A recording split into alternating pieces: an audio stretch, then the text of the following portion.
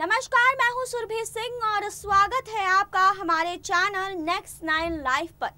सुशांत सिंह राजपूत को गुजरे हुए 9 महीने से ज्यादा का वक्त हो गया है। जहां आपको बता दें कि पहले इस केस में मुंबई पुलिस आई थी। जी हां, 55 दिनों के इन्वेस्टिगेशन के बाद भी मुंबई पुलिस ने कुछ भी नहीं बताया था। उसके बाद रिया के खिलाफ सुशांत के पिता ने बिहार पटना में केस दर्ज करवाया, जिसके बाद बिहार पुलिस मुंबई आई और इस केस की जांच करने लगी। आपको बता दें कि इसके बाद इस केस में सीबीआई की एंट्री हुई। सीबीआई के बाद ईडी आई और उसके बाद एनसीबी की एंट्री हुई। जी हाँ, आपको बता दें कि सीबीआई ने इस केस में काफी लोगों से पूछताछ की, वहीं एनसीबी ने भी बहुत लोगों से पूछताछ की है।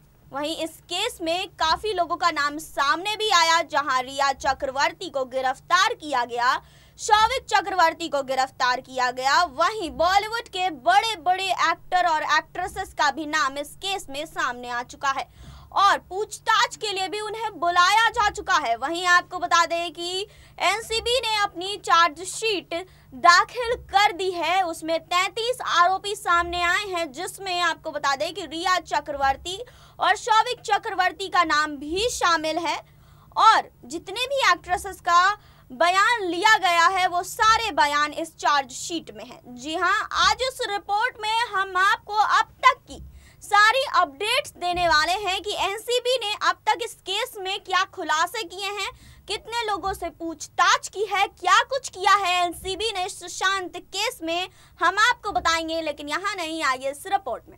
अभिनेता सुशांत सिंह राजपूत के निधन के मामले में ड्रग्स एंगल की जांच कर रहे एनसीबी ने शुक्रवार को आपको बता दें कि मुंबई के एनडीपीएस कोर्ट में चार्जशीट फाइल की थी। यह करीब 12 पेज की चार्जशीट थी। जी हाँ, चार्जशीट में सुशांत की गर्लफ्रेंड रिया चक्रवर्ती, उनके भाई शौविक चक्रवर्ती समेत 33 आरोपियों के नाम थे। 5 को फरार बताया गया है। जी हाँ, इन दस्तावेजों में एक्ट्रेस दीपिका पादुकोण, सारा अली खान और श्रद्धा कपूर के भी बयान शामिल हैं। जहां आपको बता दें कि एनसीबी ने 9 महीनों में बहुत खुलासे किए हैं, काफ़ी लोगों का नाम सामने भी आया है और आज इस रिपोर्ट में हम आपको वो सारी अपडेट देने वाले हैं, शुरुआत से लेके अंत तक कि अब तक एनसीबी ने आखिर सुशांत सिंह के केस में काम क्या किया है। आपको बता दें कि चार्जशीट के साथ 50,000 पेज की डिजिटल एविडेंस हैं। इनमें आरोपियों के बीच हुई व्हाट्सएप चैट, उनके कॉल डिटेल और बैंक दस्तावेजों समेत अन्य सबूत शामिल हैं। 200 से अधिक गवाहों के बयान को भी इसमें शामिल किया गया है। आपको बता दें कि इस केस में एनसीबी ने 33 लोगों को अरेस्ट किया था।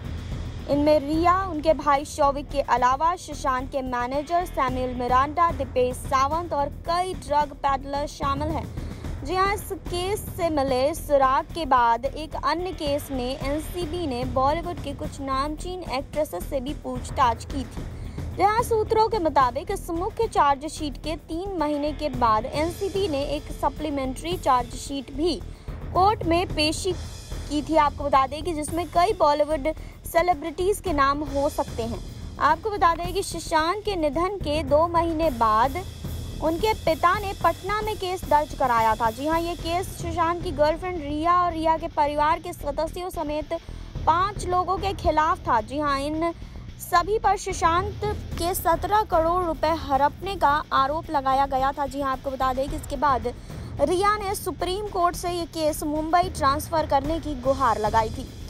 जी हाँ, अदालत ने ये केस सीबीआई को सौंप दिया था। यहीं से ईडी की एंट्री इस केस में हुई थी। आपको बता दें कि रिया के व्हाट्सएप चैट की जांच से ड्रग्स का एंगल भी सामने आया था। जी हाँ, ड्रग्स से जुड़ी चैट मिलने के बाद नारकोटिक्स कंट्रोल ब्यूरो की एंट्री हुई और बॉलीवुड में चल रहे बड़े ड्रग्स का रैकेट का भंडाफोड़ हो गया। जी हाँ, आपको बता दें कि 14 जून 2020 को सुशांत अपने बांद्रा स्थित फ्लैट पर मृत पाए गए थे। जी हाँ, इस मामले में ऑटोप्सी रिपोर्ट पर शक जाहिर किया गया था और कहा गया था कि सुशांत अपनी जान नहीं ले सकते हैं। हालांकि बाद में एम्स की रिपोर्ट में बताया गया कि सुशांत ने अपनी जान खुद ही ली है। जी हाँ, आपको बता दें कि सुशांत सिंह राजपूत मामले में काफ़ी खुलासे हुए हैं, काफ़ी कुछ है जो सामने आया है, लेकिन अब तक ये केस सॉल्व नहीं हो पाया है। जी हाँ, लगातार ही काफ़ी सारे खुलासे हो चुके हैं। जब एनसीबी इस केस में आई तो बहुत कुछ सामने आया, चाहे वो रिया चक्रवर्ती का नाम हो, चाहे शौविक चक्रवर्ती का नाम हो। जी हाँ, आपको बता दें कि रिया गिरफ्तार हुई। जी हाँ, रिया के गिरफ्तार होने की बड़ी वजह हम आपको बताने वाले हैं। एनसीबी की रिमांड कॉपी के मुताबिक रिया ने सुशांत के लिए ड्रग्स खरीदने की बात कबूल की और यही बयान उनकी गिरफ्तारी की वजह बन गया। जी हाँ, रिया ने ड्रग्स के लिए पेमेंट की भी बात स्वीकार की थी। एनसीबी के मुताबिक रिया चक्रवर्ती के इस बयान से साफ हो गया था कि उस ड्रग सिंडिकेट की एक्टिव मेंबर थी जो ड्रग्स सप्लाई से जुड़ा था। रिया ने पूछताछ में ड्रग्स के लेन देन और सुशांत के house manager Samuel Miranda, helper Dipesh Sawant और भाई शौविक चक्रवर्ती को दिए जाने वाले इंस्ट्रक्शन के बारे में बताया था। जी हाँ, शौविक ने भी ये बात कबूल की थी कि वह जैद बासित और कजैन के जरिए ड्रग्स मंगवाता था। ये ड्रग्स सुशांत के घर काम करने वाले ले जाते थे। ड्रग्स की हर डिलीवरी और पेमेंट की जानकारी रिया को रहती थी और कई बार रिया ही तय करती थी कि क्या पेमेंट देना है और ड्रग्स कौन सी लेनी है। जी हाँ, आपको बता दें कि रिया ने सुशांत की बहन पर भी आरोप लगाया था। आपको बता दें कि रिया बांद्रा पुलिस स्टेशन पहुंची थी और वहां पर प्रियंका समेत दूसरे लोगों के खिलाफ उन्होंने रिपोर्ट दर्ज करवाई थी। एक्ट्रेस का आरोप था कि प्रियंका ने डॉक्टर का फर्जी पर्चा बनवाकर सुशांत को दिया था और पर्चे में अवैध दवाओं का प्रिस्क्रिप्शन भी था। डॉक्टर ने सुशांत की जांच किए बिना और सिर्फ प्रियंका के कहने पर ही डिप्रेशन की दवाई लिख दी थी। यह जालसाजी है और इस पर एक्शन लेना चाहिए। जी हाँ, ये बात रिया चक्रवर्ती ने एक पुलिस कंप्लेंट में की थी, जिसकी सुनवाई भी अब तक चल रही है। आपको बता दें कि वहीं अब जब रिया चक्रवर्ती जेल से बाहर हैं तो एनसीबी ने एक बड़ा कदम उठाया था। जी हाँ, आपको बता दें कि एनसीबी ने सुप्रीम कोर्ट का दरवाज़ा खटखटाया था और कहा जा रहा था कि वो रिया की जमानत के खिलाफ चैलेंज करने वाले हैं। लेकिन आपको बता दें कि एजेंसी ने रिया चक्रवर्ती की जमानत के खिलाफ कोर्ट का दरवाज़ा नहीं खटखटाया था। रिया चक्रवर्ती की जमानत से जांच एजेंसी को कोई आपत्ति नहीं थी। दिवंगत अभिनेता सुशांत सिंह राजपूत के मामले में एनसीबी ने कहा था कि एजेंसी ने सुप्रीम कोर्ट का दरवाज़ा बॉम्बे हाई कोर्ट की उन टिप्पणियों के खिलाफ खटखटाया है जो एनडीपीएस एक्ट के खिलाफ है। जांच एजेंसी की चिंता इस बात को लेकर है, ना कि रिया को दी गई जमानत को लेकर। जी हाँ, आपको बता दें इस सुनवाई को 22 मार्च तक टाल दिया गया है और इस केस में फिर से 22 मार्च को सुनवाई होनी है।